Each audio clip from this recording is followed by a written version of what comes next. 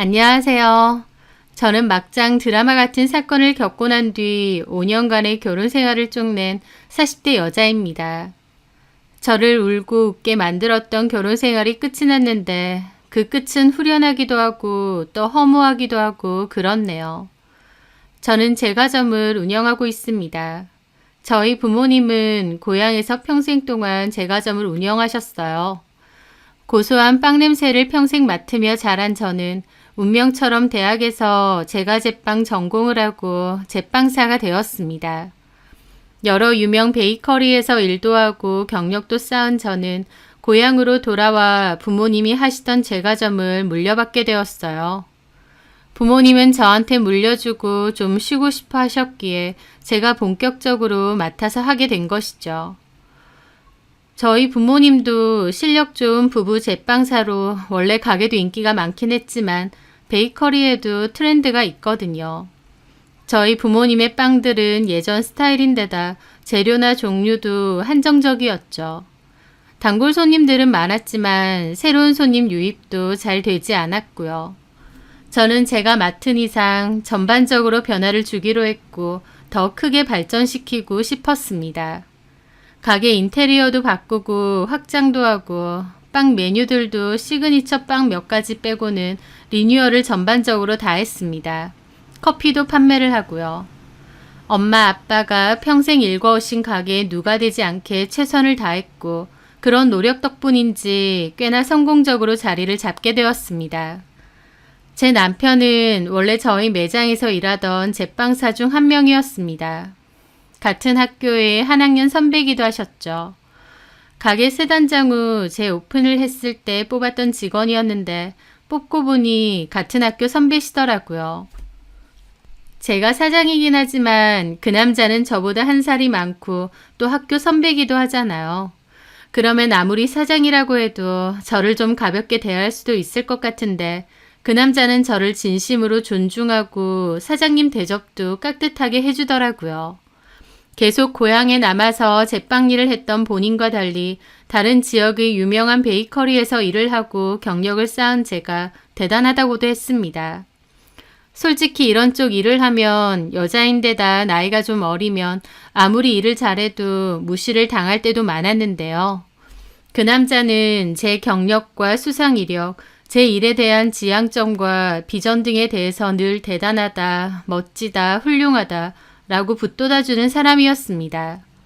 제가 새로운 변화도 잘 받아들이고 트렌드에도 민감하다 보니 성공할 수밖에 없다고 하면서요. 그게 사장인 저에게 아부를 떠는 것처럼 보이지 않았고 진심으로 저를 존중하고 믿는 느낌이 컸습니다. 그리고 본인도 경력이 없지 않은데도 저에게 새로운 레시피를 배우려고 할 때는 몹시 적극적이었어요. 사장과 직원 또 남자와 여자의 관계를 다 떠나서 인간 대 인간으로 서로가 서로를 존중하고 배울 점이 많다고 생각했던 거죠. 그리고 저도 어느 순간부터 그 남자를 많이 믿고 의지하게 되었습니다. 운영적인 부분도 그렇지만 심적으로도요. 서로 좋은 호감이 있는 상태에서 일을 계속 해오다가 어느 순간부터 자연스럽게 가게 밖에서도 만나고 연락도 주고받으면서 사귀게 되었어요. 8년 정도 같이 일을 했고 1년 정도 사귀고 결혼을 한 것이죠. 다만 저는 결혼 전부터 미리 일컬어둔 부분이 있었습니다. 바로 임신이 어려울 수도 있다는 거였죠. 한창 바쁘게 일을 할 때 배가 자주 아파서 병원 검진을 받게 되었고 자궁 쪽 문제가 있다는 것을 알게 되었습니다. 선천적인 자궁 문제였고 수술도 받긴 했는데 추후 임신은 어려울 수도 있다고 진단을 받았습니다. 임신이 아예 불가능한 건 아니지만 임신 확률이 일반 사람에 비해서는 많이 떨어지고 어렵다고 하더라고요. 그때 저는 일에 미쳐있던 상태고 딱히 결혼 생각도 없었기에 임신이 어렵다고 해도 별 생각이 없었습니다. 하지만 막상 결혼을 하려고 보니 그 생각이 먼저 들면서 걱정이 되더라고요. 저는 그 남자에게 제 몸 상태에 관한 얘기를 전부 다 했고 불가능한 건 아닌데 임신이 어려울 수도 있다는 얘기도 했습니다. 그리고 이건 예비 시부모님께도 미리 알려야 될 것 같다고 했죠. 그런데 오히려 그 남자는 차라리 잘 됐다며 결혼해도 애 없이 살자고 하더라고요. 결혼을 하면 아이를 왜 꼭 낳아야 되는지 모르겠다고 하면서요. 보통 남자들은 자기 자식을 갖고 싶어 한다고 생각했는데 그 남자는 특이하게도 자식을 별로 안 갖고 싶다고 했던 겁니다. 혹시 내 건강상의 문제 때문에 일부러 그렇게 말해주는 것이냐 물었는데 그 남자는 전혀 아니라고, 자기는 원래부터 결혼은 해도 자식은 안 갖고 싶었다고, 자식을 낳으면 해줘야 될 것도 많고 돈 들어갈 일도 많고 신경 쓸 것도 너무 많지 않느냐, 피곤할 것 같다고, 그래서 원래 결혼은 해도 아이는 안 낳고 싶었다라는 겁니다. 아이를 원하지 않는 남자와 임신이 어려운 저, 이렇게만 두고 보자면 차라리 천생연분이더라고요. 하지만 저는 그래도 부모님께 말씀은 드리라고 했고 그 남자는 자기 부모님도 괜찮다고 했다는 말을 전했습니다. 그렇게 저희는 결혼을 하게 되었고 아이 없는 딩크 부부로 살기로 했습니다. 같이 출근하고 퇴근하고 집에 같이 가고 쉬는 날은 함께 데이트하고 행복한 신혼생활이었어요. 저희 사이에는 아이가 없었기 때문에 오히려 더 편하고 자유로운 부분도 많았습니다. 두 사람 사는 거라 돈 나갈 일도 많지 않았기에 돈을 모으기에도 유리했어요. 제 가게가 잘 됐기 때문에 금전적으로 여유로운 것은 말할 것도 없고요. 또 결혼은 했지만 마치 연인처럼 사는 것 같아서 더 좋기도 했습니다. 그런데요, 한 5년 정도 지나고 나니까 아쉬운 부분이 생겨나더라고요. 남편보다 제가 더욱 그랬습니다. 제 아이를 갖고 싶다는 마음이 생겨난 것이죠. 지나가는 아이만 봐도 저도 모르게 예쁘다, 귀엽다 소리가 절로 나고 눈길이 자꾸 갔습니다.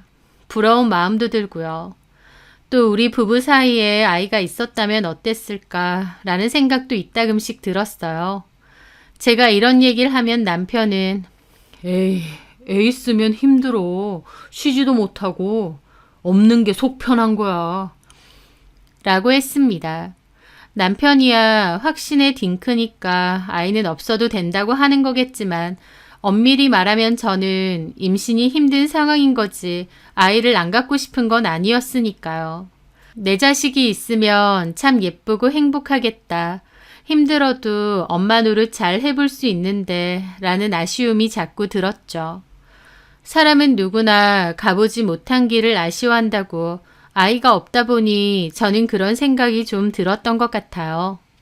그래서 한 번은 남편에게 진지하게 얘기한 적도 있습니다. 근데 우리가 딩크인 건 맞는데 나는 요즘 지나가는 아이만 봐도 너무 예쁘고 좋은 거 있지? 왜 또 그래? 그냥 그런 생각은 할 수도 있잖아. 자기는 정말 그런 생각이 아예 없어? 우리 사이에 자식이 있었으면 하는. 솔직히 있어도 뭐 어쩔 거야. 자기도 몸이 그렇게 좋지도 않고 임신도 힘들다며. 근데 병원에서 아예 임신이 불가능하다고는 안 했거든. 그치만 어렵다고 한 건 맞잖아. 나는 그래도 뭔가 아쉬워. 병원에서 그렇게 말은 했지만 사실은 내가 임신이 가능한 걸 수도 있잖아. 근데 당신은 아이를 아예 원하지 않으니까. 뭐 그렇긴 한데. 나 병원에서 진료라도 한번 받아볼까 싶은데 임신 혹시 가능한지. 왜? 다른 병원에서는 다르게 말할 수도 있잖아. 그렇게 아이가 갖고 싶어? 그냥 그런 미련이 남아서. 뭔가 다시 확실하게 검사 받아보고 그래도 아니라고 하면 그때는 나도 마음 접을 수 있을 것 같은데. 제 말에 남편은 골똘히 생각하다가 그러더라고요. 그럼 검사해보자, 나도. 해보자고? 당신도? 그래, 하는 김에 나도 같이 하지 뭐. 원래 그런 거 부부가 같이 하는 거잖아. 당신만 하면 좀 외로울 테고 나도 같이 해보지 뭐. 저는 그렇게 말해주는 남편이 너무 고맙더라고요. 그렇게 저희는 검사라도 한번 받아보기로 했습니다. 저희 사촌 언니의 친구가 난임센터에 근무하는 의사기도 해서 거기로 예약도 잡게 되었죠. 하지만 검사를 하고 나서 저는 역시나 제 몸 상태가 자연 임신은 힘들 것이라는 결과를 듣게 되었습니다. 그래, 내 인생에 자식은 없을 건가 보다. 그렇게 저도 단념을 했죠. 그렇게 시간이 흘렀던 어느 날 저는 볼 일이 있어서 밖에 나갔다가 살 게 있어서 잠깐 마트를 들르게 되었습니다. 그런데 거기서 아는 얼굴이 보이는 거예요. 가만 보니 대학 동기인 혜정이었죠. 어머, 혜정이? 제가 아는 체를 하자 혜정이는 저를 보고는 깜짝 놀랐습니다. 미연이? 세상에, 여기서 다 보네. 오랜만이다. 그러게. 그런데 혜정이는 혼자가 아니었어요. 혜정이의 가슴팍에는 돌도 안 된 것 같은 아기가 아기띠로 안겨 있었거든요. 어머나 세상에, 너네 애야? 예쁘다. 딸이니? 아들이야. 정말? 그래, 너 결혼하고 다른 지역으로 이사 갔다는 말은 들었어. 남편은? 제 말에 혜정이는 좀 많이 곤란해하더라고요. 제 눈치를 힐끗거리는 것 같기도 하고요. 그러더니 실은 나 이혼했어. 아, 그랬구나. 미안해. 몰랐어. 미안하긴. 혜정이는 이혼을 했다고 했습니다. 혜정이 가슴팍에 안겨있는 아기가 너무 어린데 이혼을 했다니 저도 사뭇 놀랐죠. 나도 네 얘기 들었어. 부모님 제가좀 물려받았다며? 엄청 잘 된다고 그러던데? 아, 내가 운영하고 있어. 너 그때 학교 졸업하고 서울에 있는 유명한 제과점으로 취업 간다고 했잖아. 맞아. 거기서도 일하고 다른 데서도 일하다가 다시 돌아왔지. 너는? 혹시 너도 일하고 있어? 혜정이도 같은 과를 졸업했기에 베이커리에서 일하는지 궁금하더라고요. 나는 지금 좀 쉬고 있어. 애도 좀 돌봐야 되고 내가 딱히 도움받을 데가 없다 보니까 애를 놔두고 일을 할 수가 없네. 아, 그렇구나. 이 어린애를 두고 이혼까지 했다니 무슨 사정일까 싶기도 했지만 구태여 묻지는 않았습니다. 이렇게 만난 것도 인연인데 커피 한잔 하고 갈래? 제 말에 혜정이는 잠깐 망설이더니 알겠다고 하더라고요. 그렇게 마트 한 카페에 앉게 되었고 혜정이는 땀을 훔치며 아이를 아기띠에서 풀어서 안았습니다. 너무 귀엽다. 몇 살이야? 3달 뒤면 돌이야. 어머 그렇구나. 앙증맞기도 해라. 혜정이 너 많이 닮은 거야? 나보단 애 아빠를 많이 닮았어. 그 말에 이혼했다는 전 남편을 많이 닮은 거구나 싶었습니다. 아, 그렇구나. 제 말에 혜정이가 저를 위아래로 훑어보더라고요. 너는 보기 좋다. 옷도 비싼 거 입고 다니고 대학교 때보다 엄청 세련돼졌어. 잘 나가는 빵집 사장님 답네. 그 옷 명품 아니야? 아, 이거 예전에 남편이 선물해 준 건데 맨날 이것만 입고 다니지 뭐. 아, 남편. 전에 들었는데 너 정우 선배랑 결혼했다며? 맞아. 학교 다닐 때는 그런 선배가 있는지 얼굴도 잘 몰랐는데 어쩌다 보니 결혼까지 하게 됐다. 그랬구나. 나는 학교 다닐 때도 정우 선배 잘 알았는데. 아, 그랬어? 서로 얘기도 많이 했고 나름 친했어. 어머, 그렇구나. 전혀 몰랐네. 너랑 결혼했다는 거 알고 나도 깜짝 놀랐어. 정우 선배가 잘해주지? 너네 애는 없는 거야? 없어. 실은 내가 아이를 못 가져. 그 말에 혜정이 입이 살짝 실룩이더라고요. 아, 그래? 왜? 한창 바쁠 때 배가 너무 찌르듯이 자주 아픈 거야. 그래서 병이 있나 싶어서 병원에 가봤더니 자궁 쪽에 문제가 있다고 하더라고. 수술은 했는데 임신은 좀 어려울 거라고 하대. 그래서 혹시나 싶어서 얼마 전에 다시 검사를 했는데 역시나 자연 임신은 어렵대. 정우 선배는 뭘 하는데? 마침 우리 남편도 딩크를 원하는 거야. 그래서 우리는 그냥 딩크로 살고 있어. 애 없이. 그렇구나. 어쨌든 너 보기 좋다. 잘 나가는 베이커리 사장님이고. 듣자 하니 2호점도 낸다던데. 저는 그 말에 깜짝 놀랐습니다. 2호점 얘기는 저희 가족들한테 말고는 한 적이 없거든요. 그런데 혜정이가 알고 있더라고요. 어? 그걸 어떻게 알았어? 아, 건너서 들었어. 그래? 내가 누구한테 얘기했지? 장사가 그렇게 잘 되면 2호점도 내야지. 보통 그렇게 하잖아. 그런가? 아, 나도 나중에 일해야 되는데 지금은 당장은 애가 있으니까 그것도 쉽지가 않네. 친정 부모님은 멀리 계셔? 엄마는 예전에 돌아가셨고 아빠는 다른 지역에 사시는데 재혼하셨어. 도움받을 곳이 마땅치 않아. 이혼하고 나서 혼자서 어떻게든 살아야 되는데 막막하네. 저는 혜정이의 말에 조심스럽게 물었습니다. 무슨 이유로 이혼했는지 모르겠지만 전 남편한테 양육비 같은 건 안 받아?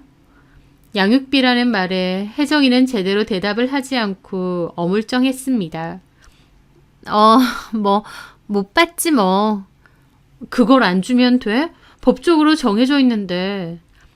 어쨌든 생활비 벌려면 나라도 일을 해야 되는데 상황이 좋지는 않네. 그럼 지금 어디 살아? 여기 마트 앞에 투룸에서 살아. 그나마 한부모 지원금 그런 게 있어서 그런 거 좀 받고 애기 크고 나면 나도 일을 좀 찾아봐야지. 그 말에 제가 그랬습니다. 나중에 애기 크고 나면 나한테 연락해. 우리 베이커리 자리 있으면 거기 와서 일하면 되잖아. 그런데 제 말에 혜정이가 저를 묘하게 쳐다보더라고요. 저는 그 순간 내가 뭘 실수했나? 기분이 상했나? 싶었습니다. 혜정이는 저를 빤히 보더니 웃으며 고개를 끄덕였어요. 아, 그래. 고마워. 신경 써줘서. 가만 생각해보면 너는 학교 다닐 때도 참 착했어. 내가 뭘.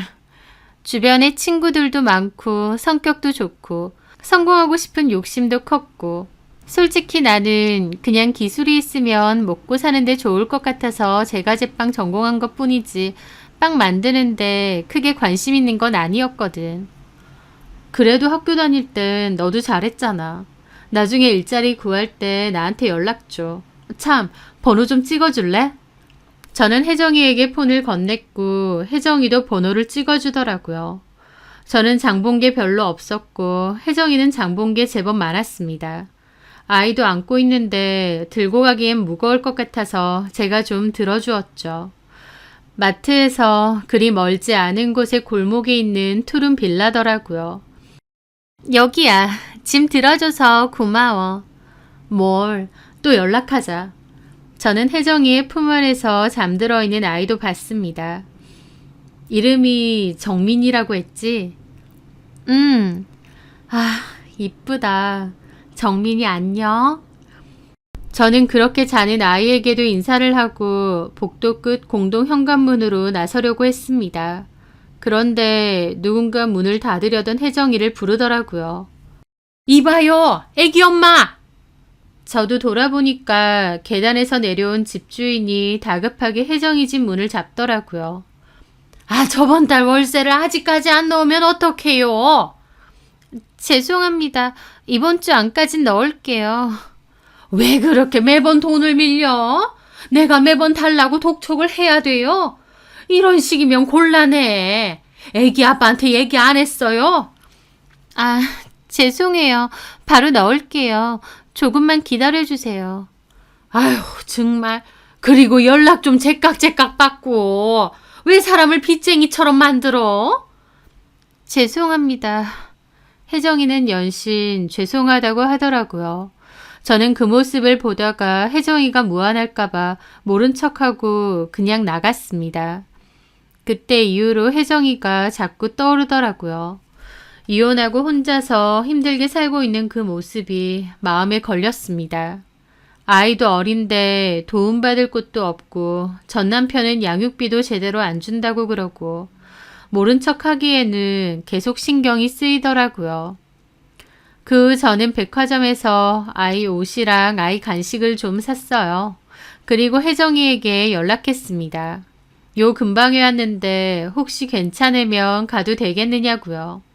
혜정이는 당황하면서도 집에 있다고 와도 된다고 하더라고요. 그렇게 제가 양손 가득 선물을 들고 가니 혜정이도 놀라는 겁니다. 뭘 이런 걸 사와. 정민이가 눈에 밟히는 거 있지? 이거 옷 좀 샀어. 그리고 이건 간식. 아, 이런 걸 왜? 나중에 한번 입혀봐. 나한테 사진도 좀 보내주고. 너무 귀엽겠다. 그러면서 저는 정민이와 같이 놀았습니다. 오랜만에 아기를 봐서인지 너무 귀엽더라고요. 그리고 오는 길에 도시락도 사왔는데 그것도 혜정이랑 같이 먹었습니다. 저는 혜정이에게 조심스럽게 얘기했어요. 근데 내가 전에 본의 아니게 들었는데 집주인분이 저번 달 월세 얘기를 하던데. 아, 들었어? 걱정하지 마. 곧 낼 거야. 남자친구가 내준다고 했어. 남자친구라는 말에 저도 좀 어리둥절했죠. 얘가 남자친구가 있었구나 싶었거든요. 아, 실은 저번에는 말 제대로 못했는데 우리 정민이 전 남편애 아니야. 이혼하고 가진 애야. 나 남자친구가 있어. 아, 그래. 사정이 있어서 같이는 안 사는데 어쨌든 애기 아빠가 있어. 그렇구나. 근데 아까 그걸 왜 물어? 너 혹시 내 월세라도 도와주려고? 혹시 너 사정 어려우면 좀 도와줄까 싶기도 했지. 제 말에 혜정이는 표정이 묘하더라고요. 그러더니 고마워 말이라도. 그런데 나 사는 거 그렇게 어렵지 않아. 네가 보기엔 내가 좀 사는 게 구질구질해 보일 수도 있겠지만 아니야. 무슨 그런 말을 해. 나는 그런 뜻이 아니라. 어쨌든 나 그렇게 힘들진 않아. 남자친구가 월세도 매번 내주고 걱정하지 마. 잘됐다. 저는 혹시 혜정이 사정이 어려우면 월세를 좀 도와주려고 했습니다. 친구니까 얼마든지 도와줄 수 있다고 생각했거든요. 하지만 혜정이는 괜찮다고 남자친구가 도와줄 거라고 거절하더라고요. 그래도 도움받을 수 있는 남자친구라도 있고 애기 아빠도 있다고 하니 좀 안심도 됐었죠. 저는 그 후에도 한 번씩 혜정이와 연락을 주고받았고 혜정이도 저에게 한 번씩 연락을 했습니다. 저는 반찬 같은 거 만들면 혜정이 목도 더 만들어서 따로 전해주기도 했고 아이 필요한 것도 종종 사주었죠. 애기 키우다 보면 본인 밥도 못 차려 먹는 일이 많다고 해서 일부러 그렇게 한 것이었습니다. 제 딴에는 대학교 때 친했던 친구가 힘들게 사는 걸 보니 신경이 쓰이기도 했고 이왕 이렇게 다시 만난 거 연락하며 잘 지내고 싶기도 했거든요. 그런데 얼마 뒤 저는 몹시 황당한 일을 마주해야 했습니다. 그때는 한창 2호점 공사를 시작하고 있었을 때였고 저는 본점과 공사 중인 2호점을 오다니며 바쁠 때였어요. 그러다가 은행에 갈 일이 있었고 간 김에 오랫동안 하지 않았던 통장 정리를 다 하게 되었죠.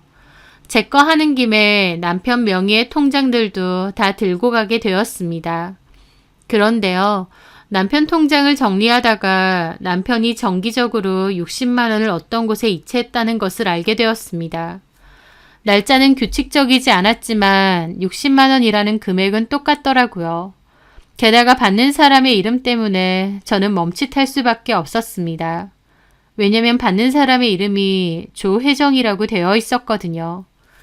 이혼하고 혼자 아이를 키우는 제 친구 이름이 바로 조혜정입니다. 황당하더라고요. 이 조혜정이 내 친구 조혜정이 맞나 싶기도 하고요. 물론 동명이인일 수도 있겠지만 도저히 뭐 때문에 이 사람에게 남편이 매달 돈을 보냈는지 알 수가 없었습니다. 그 순간 머릿속에서 그 말이 번뜩 떠오르는 겁니다. 애 아빠가 월세를 매달 보내준다는 얘기요.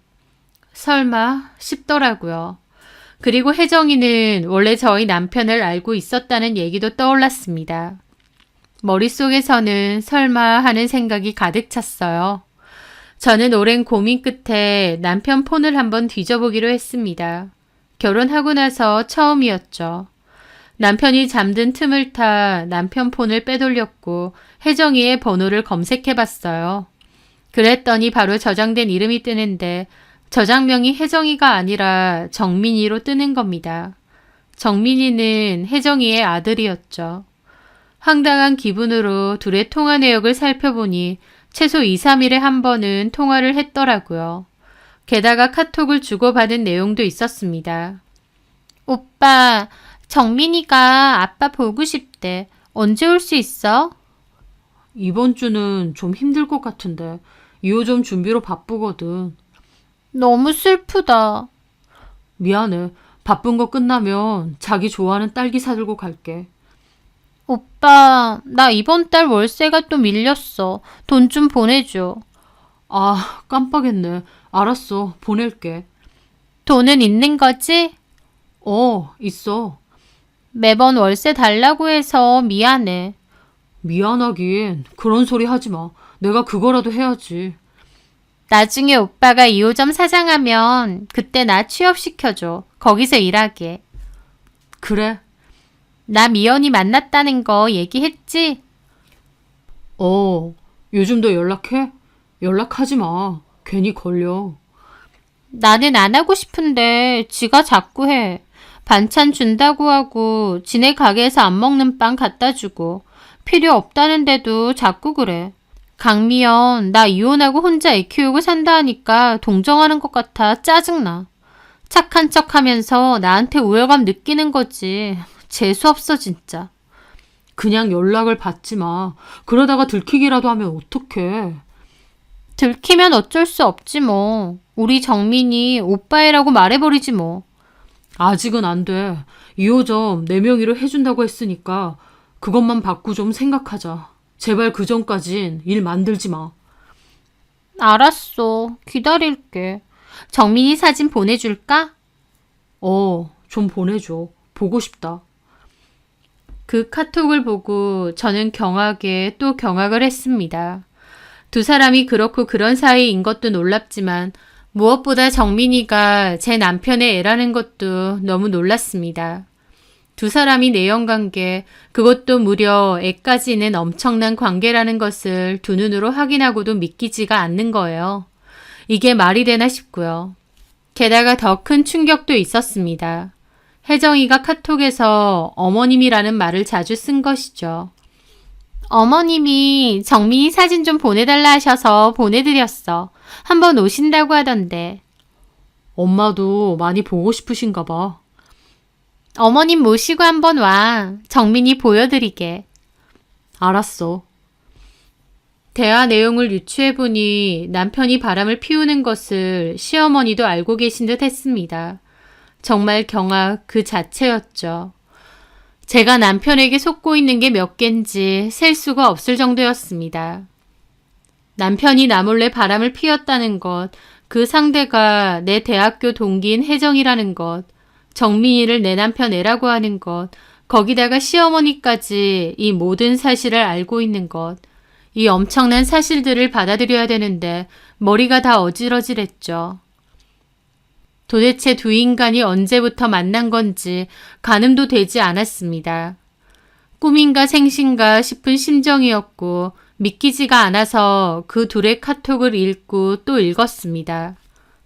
저한테 티 한 번 내지 않고 두 집 살림을 했던 남편이 무섭기까지 하더라고요. 게다가 2호점 어쩌고 하는 거 보니 이 인간이 작정하고 나를 배신하려 했구나 싶기도 했습니다. 왜냐면 저는 새로 오픈하는 2호점은 남편을 대표로 해주기로 했거든요. 본점은 제가 대표로 맡아서 하고 2호점은 남편을 대표로 세워주려고 했죠. 제 딴에는 남편 면 세워주려고 그렇게 하기로 했고 남편도 열심히 잘해보겠다고 했습니다. 그런데 이 대화를 보니 제가 2호점 주면 그걸로 제 뒤통수를 치고 혜정이랑 살려고 했었나 싶었죠. 그리고 제 앞에서는 자식 필요 없다고 그래놓고 조혜정하고의 대화를 보니 자식 사랑이 절절한 겁니다. 정민이 사진 좀 보내라, 보고 싶다, 오늘 뭐 했냐 등등 관심이 너무 많은 겁니다. 저한테는 애 있어봤자 피곤하다고, 자식 필요 없다고 했지만 정작 본인은 저 몰래 숨겨놓은 자식이 있는 거였죠. 기가 막혔는데요. 그런데 그 와중에 뭔가 좀 이상하더라고요. 제가 알고 있는 것과 다른 게 있었거든요. 저는 모든 것을 뒤집어 엎기 전에 확실하게 해야 된다는 생각이 들었습니다. 그날 이후 저는 시치미를 뚝 떼고 저희 가게 빵을 챙겨 들고 혜정이네 집에 갔어요. 저를 맞이하는 혜정이의 얼굴을 보는 순간 속에서 욕지거리가 튀어나오려는 걸 꾹꾹 참았습니다. 빵을 뭘 또 이렇게 많이 갖고 왔어? 너 많이 먹으라고. 커피라도 한 잔 줄까? 그렇게 저는 집 안으로 들어갔습니다. 커피를 준비하는 혜정이의 뒷모습을 물끄러미 보는데 이루 말할 수 없는 복잡한 감정이 떠오르더라고요. 제가 정말 내 남편이랑? 보고도 믿기지가 않았죠. 그리고 혼자 앉아서 놀고 있는 아이를 보는데 기분이 정말 이상했습니다. 이 애가 정말 내 남편의 애라고? 이게 말이 되나? 그 상황 자체가 비현실적으로 느껴지더라고요. 남편의 내연녀 집에 놀러가서 앉아있는 제 모습이요. 정민이 때문에 아이스 커피로 했어. 뜨거운 커피 있으면 위험할까봐. 괜찮지? 참, 월세는 냈어? 월세? 남자친구가 내줬다고? 근데 뭐 하는 사람이야? 제 말에 혜정이는 제 눈을 못 쳐다보고 찻잔만 보더라고요. 지도 좀 찔렸던 모양이었죠. 뭐 그냥 회사 다녀. 회사? 어디? 그냥 작은데. 근데 뭘 그렇게 물어? 애까지 있는데 왜 결혼은 안 하는 거야? 그냥 사정이 안 돼서. 그 남자 애는 자주 보러 와? 근데 너 오늘 좀 이상하다. 왜 이렇게 공격적으로 물어? 네가 내 남편이랑 놀아놨잖아 라고 하고 싶은 걸 참았습니다. 우리 인연이 참 신기하다. 그래도 대학 다닐 땐 좀 친했는데 졸업하고 나선 아예 연락이 끊겼잖아. 그러다가 이렇게 우연히 다시 만났고. 그러게. 그 순간 놀고 있던 정민이가 울더라고요. 혜정이가 놀라서 안으려고 했고 저는 제 옆에 있었기에 바로 안았습니다. 내가 안아줄게. 너는 좀 쉬어. 아, 고마워. 저는 일어나서 정민이를 안은 채 달랬습니다. 맑은 아이의 얼굴을 보고 있노라면 애가 무슨 죄냐 싶으면서도 남편이 얘를 만나러 이 집에 수시로 드나들었다는 것을 생각하니 기분이 묘하더라고요. 그렇게 저는 혜정이네 집을 나왔습니다. 조심히 잘 가. 혜정아, 응? 너 나한테 할 말 없니? 그 말에 혜정이의 눈에 동공 지진이 일어나더라고요.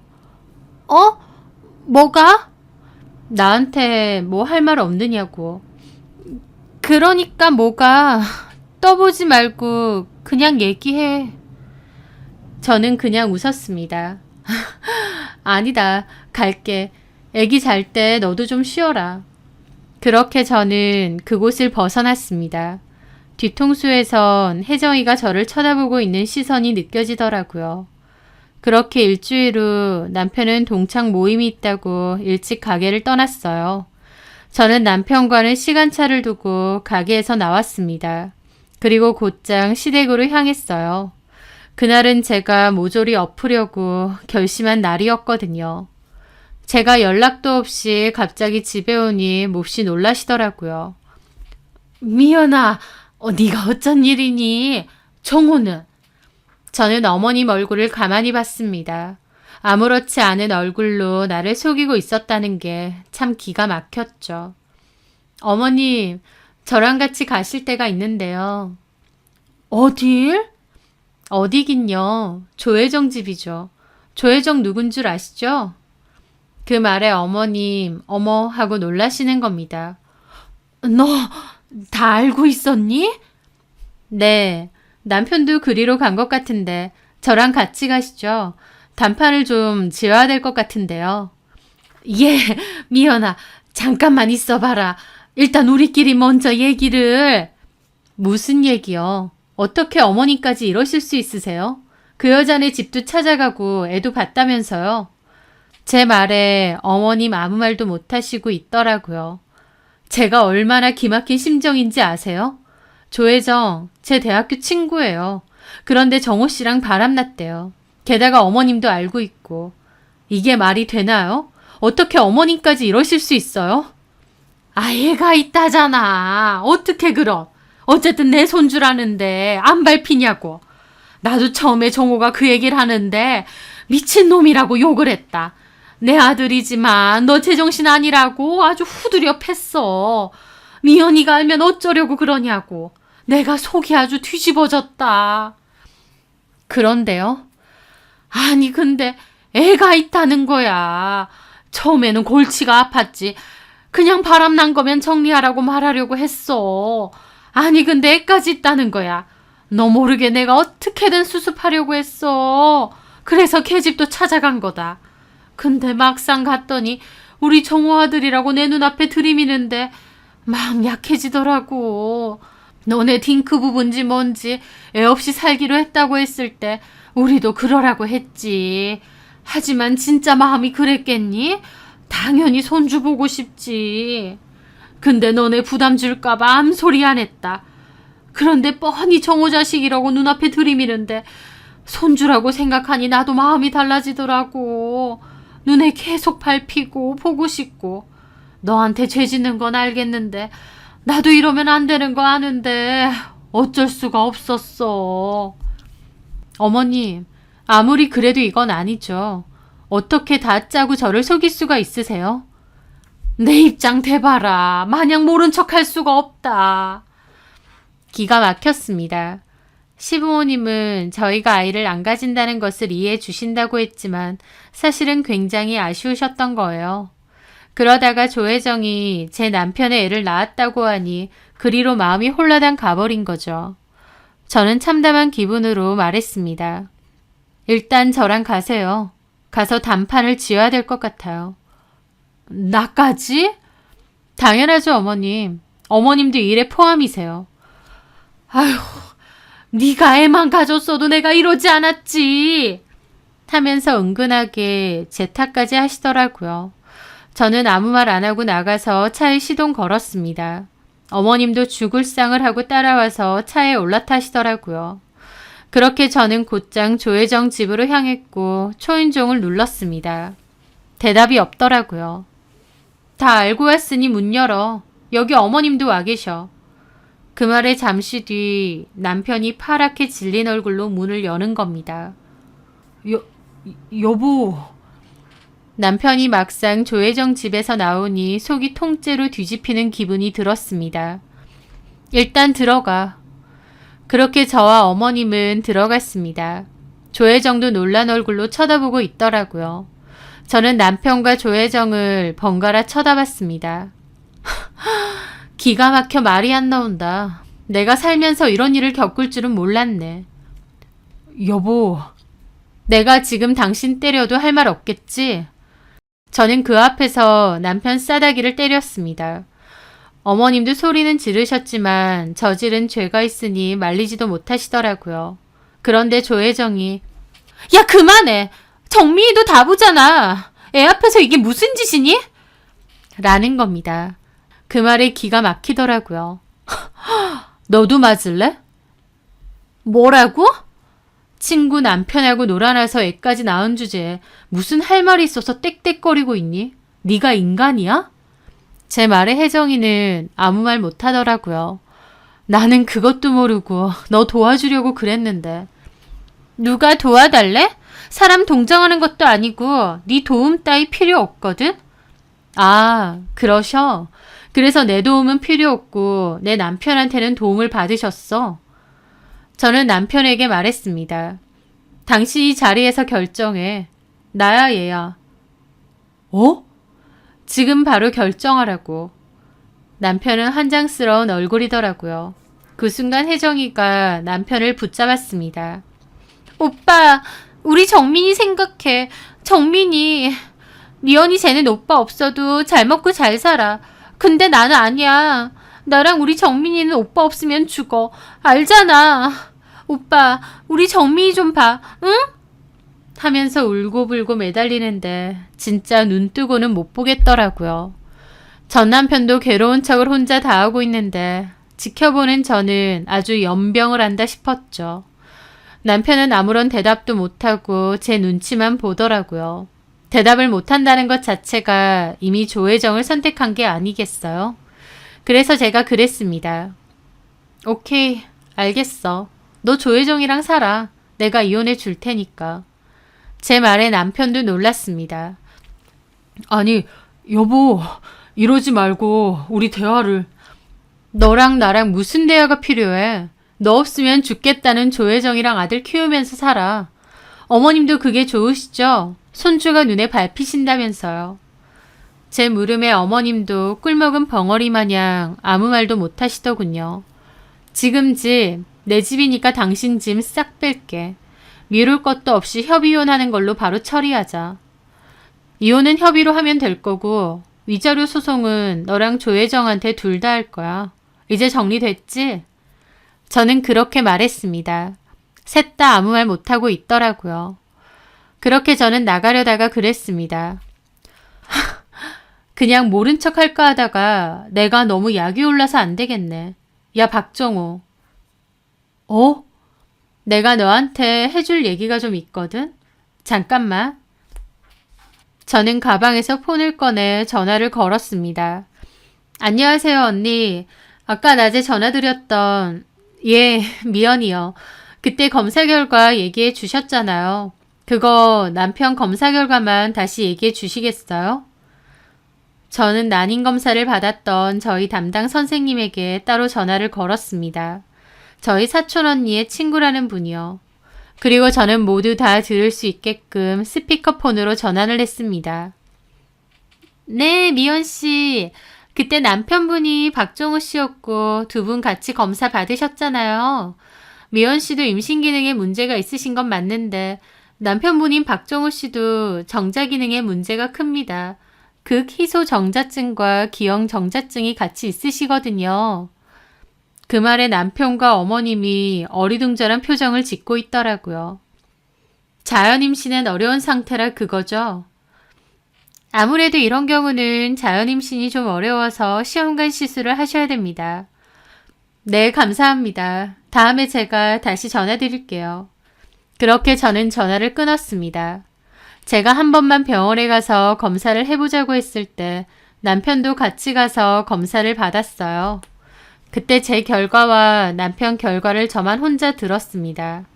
저도 임신에 문제가 있지만 남편 역시 임신 기능에 문제가 있다는 결과를 듣게 된 것이죠. 제가 문제가 있다는 건 원래도 알고 있었지만 남편에게도 중대한 문제가 있는 줄은 몰랐습니다. 병원 측에서는 남편에게 따로 연락을 한다고 했는데 제가 그러지 말라고 했어요. 제가 전달하겠으니 서류도 저한테 달라고요. 어차피 저희 부부는 애 없이 살기로 했지만 남편이 알게 되면 좋을 것도 없을 것 같았기에 남편에게 굳이 알리지 않고 묻어두었던 것입니다. 그런데 정민이가 그런 남편의 애라는 얘기를 듣고 너무 이상한 거예요.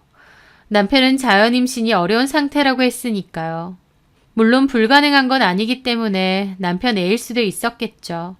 그래서 확실하게 하고자 혜정이네 집에 갔을 때 우는 정민이의 머리카락을 몇 개 뽑아왔던 겁니다.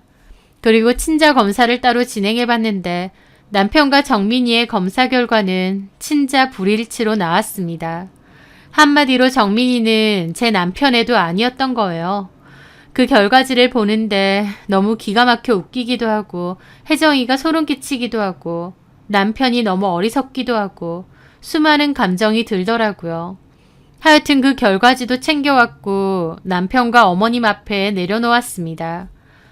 정민이랑 당신 머리카락을 의뢰한 친자검사 결과지야. 결과는 보다시피 친자 아님.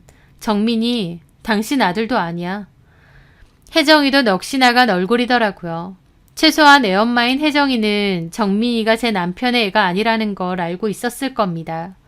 모든 게 다 들키고 나니 망연자실한 얼굴이더라고요. 네가 내 아들 머리카락을 왜 남의 아들 머리카락을 함부로 뽑아? 그 말에 저는 코웃음을 쳤습니다.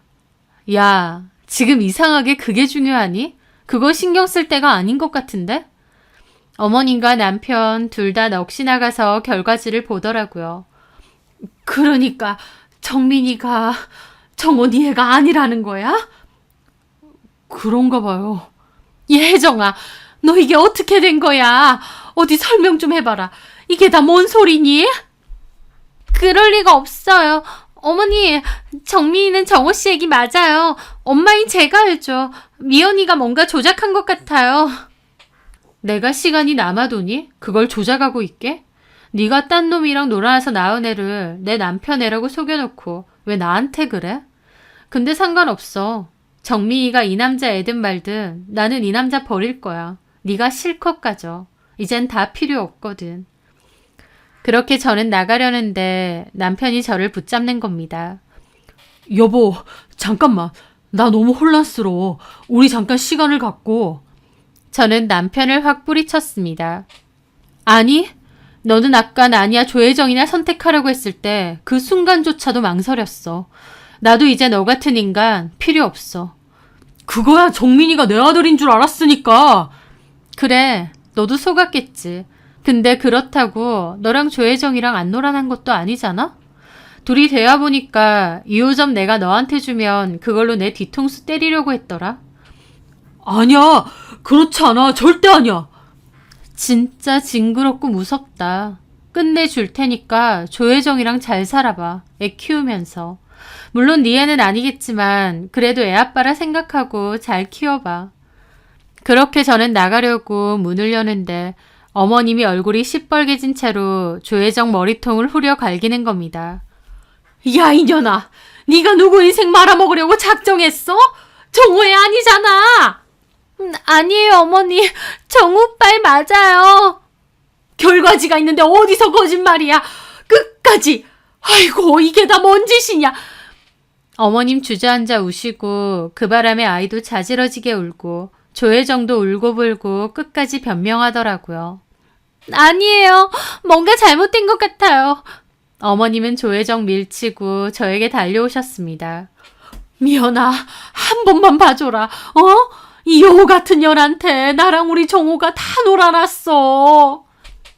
놓으세요. 봐주고 말고 할 것도 없습니다. 어머님 아들이 자진해서 바람핀 거고 제 뒤통수 때리려고 한 것도 다 맞아요. 어머님도 조혜정이 손주 가졌다고 하니 저 배신한 거 맞고요. 그 어떤 것도 억울할 거 없으세요. 그리고 이제 알아서들 하세요. 저는 이 난장판에서 빠질 겁니다. 여보, 잠깐만. 남편의 절규를 보면서 저는 그 집을 빠져나갔는데 남편이 이건 꿈이라며 발광을 하는 소리가 등 뒤에서 들리더라고요. 아주 놀고 있다 생각하며 유유히 그곳을 벗어났습니다. 집에 돌아간 저는 남편 짐을 싹 꾸려서 시댁으로 보내버렸습니다.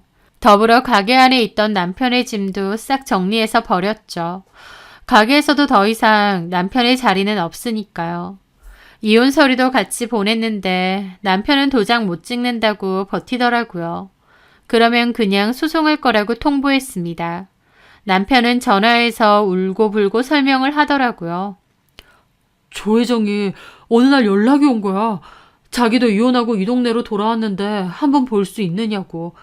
대학교 때 좀 친하긴 했어도 따로 연락하는 사이는 아닌데 그래도 같은 학교 선후배니까 만났어. 술이나 한 잔 사주려고. 근데 얘가 작정하고 나를, 그러고 나서 갑자기 자기가 임신을 했다면서 내가 애 아빠래. 처음엔 나도 지우라고 했어. 나 가정이 있다. 미연이랑 사는 거 알지 않느냐. 이러면 안 된다. 수술비까지 줬다니까. 근데 수술하겠다고 해놓고 뒤에서 몰래 애를 낳은 거야. 근데 막상 내 애라고 보니까 나도 마음이 흔들리는 거지. 자식 필요 없다고 했는데 막상 보고 나니까 계속 아른거리고 나도 미치겠더라고. 그래서 그 뒤로 어쩔 수 없이 걔네 집 가게 되고 그 과정에서 엄마도 아시게 되고 나는 정말 내 애라고 하니까 어쩔 수 없이 그랬는데 이제 와서 보니 조혜정 그 미친년이 나를 작정하고 속인 거야. 어디서 딴 놈에 임신하고 와서 내 애라고 뒤집어 씌운 거지. 그게 인간이냐? 악마지? 나는 그런 줄도 모르고 월세 주고 생활비 주고 당신하고 이혼하게 생겼으니. 하면서 억울해하는데 너무 어이가 없는 겁니다. 본인이 억울할 게 뭐가 있나요? 조혜정하고 노란한 것도 본인이고 어쨌든 애 아빠랍시고 월세 주고 두 집 살림 한 것도 맞는데요. 결국 자기 애가 아니었으니 조혜정을 상대로 고소할 거라고 난리를 치더라고요. 저는 알아서 하고 이혼할 거니 그런 줄 알라고 했습니다. 이혼이 밑바닥까지 보는 일이라던데 무슨 말인지 알겠더라고요. 오랜 법적 다툼과 소송을 이어갔고 그 과정이 쉽지만은 않았습니다. 하지만 시간이 걸렸다 뿐이지 결국 이혼이라는 종착지가 오긴 하더라고요. 이혼 소송 와중에 2호점까지 여느라 너무 힘들었지만 그래도 오랜 준비 끝에 연 2호점도 잘 되고 있어서 다행이었죠. 전 남편과 연락을 하는 다른 직원들 말로는 전 남편이 2호점은 자기 거였는데 다 망했다며 술을 그렇게 퍼먹는다고 하더라고요.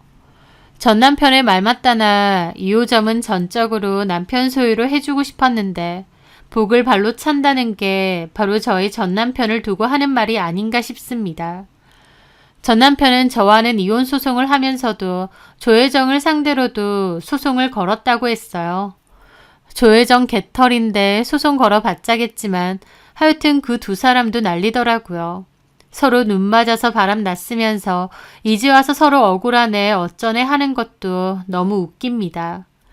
지금 생각해보면 저는 오랜만에 만난 조혜정이 반갑고 친구로서 선의를 베풀고 싶었는데 조혜정은 제 선의를 몹시 띠껍게 받아들였던 게 떠올라요. 제 남편이랑 놀아나고 있으니 그랬겠지만 기본적으로 예전부터 저에 대한 시기 질투도 있었던 게 아닌가 싶습니다. 왜냐하면 대학 졸업하고 조혜정이 일방적으로 연락을 끊었는데 저는 그때 사회생활하느라 바빠서 그런 줄 알았어요. 하지만 이제 와서 보니 애초에 저를 친구로 생각하지도 않았고 늘 저에게 안 좋은 악감정을 갖고 있었던 것 같기도 합니다. 그런 인간인 줄 모르고 마음 쓰고 신경 썼던 거죠. 조혜정의 인생이 왜 그 모양 그 꼴이 되었는지 그건 본인이 가장 잘 알 거라고 생각합니다. 전 남편도 마찬가지고요. 저 배신 때리려다가 똥통에 나란히 빠져든 그 두 인간들. 저는 그것들 보란듯이 더욱 잘되고 행복하게 살려고 합니다. 제가 하는 일에 더 정성과 마음을 쏟고 열심히 달려가 봐야겠네요. 제 사연 들어주셔서 감사합니다.